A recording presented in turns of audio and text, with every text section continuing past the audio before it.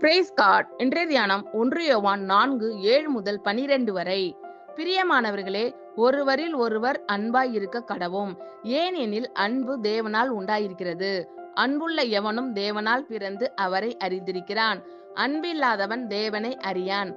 தேவன் அன்பாகவே இருக்கிறார். தம்முடைய ஒரே பேரான குமாரனாலே நாம் பிழைக்கும்படிக்கு தேவன் அவரை இவ்வுலகத்திலே அனுப்பினதினால் தேவன் நம்மேல் வைத்த அன்பு வெளிப்பட்டது. நாம் தேவனிடத்தில் அன்பு கூர்ந்ததினால் அல்ல, அவர் நம்மிடத்தில் அன்பு கூர்ந்து நம்முடைய பாவங்களை நிவர்த்தி செய்கிற கிருபாதார பலியாக தம்முடைய குமாரனை அனுப்பினதினாலே அன்பு உண்டாயிருக்கிறது.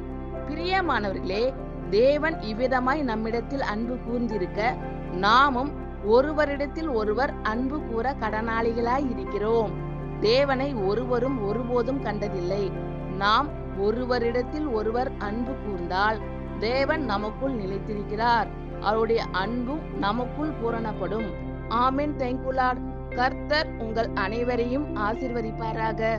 God bless you all.